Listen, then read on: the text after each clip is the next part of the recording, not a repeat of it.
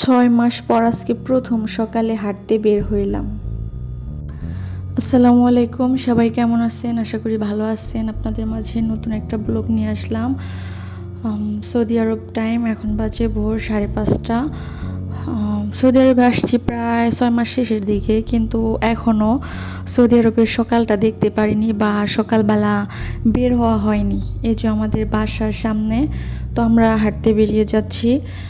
সামনে একটা কবরস্থান আছে। অনেক দিন যাবৎ ভাবতেছি যে কবরস্থানটা দেখতে যাব, কিন্তু সৌদি আরবে প্রচুর গরম, সকাল বলেন রাত বলেন অল টাইম গরম, তো যে কারণে বের হওয়া হয় না।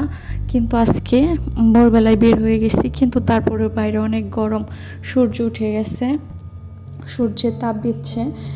অনেক দিন পরে সূর্য ওঠা দেখলাম বা সূর্যের মুখ দেখলাম বলতে পারেন, কারণ রুমের মধ্যে সারাদিন থাকি, আর যদিও বের হই তো রাত্রেবেলা বের হই। তো সামনে কবরস্থান আছে, ওইদিকে যাচ্ছি। মাদ্রাসার বাচ্চা মাদ্রাসায় যাচ্ছে, আশেপাশে অনেক মেয়েরাও আছে মাদ্রাসায় যাওয়ার জন্য, গাড়ির জন্য অপেক্ষা করতেছে। তো তাদের ভিডিওটা নেওয়া হয় না, কারণ তারা মাইন্ড করে। সূর্যটা কি সুন্দর আলো দিচ্ছে, দেখছেন? তো সামনে কবরস্থানের কাছাকাছি আসছি। কি সুন্দর সৌদি আরব। তো এই যে আমার স্যার, সে সামনে হাঁটতেছে, ওই যে গাড়িগুলো দাঁড়ায় রয়েছে, ওইদিকে কবরস্থান। তো এত কাছাকাছি আসছি, ভাবছি যে কবরস্থান হয়তো বা কবরগুলো দেখতে পারবো না, কারণ অনেক উঁচু উঁচু বাউন্ডারি।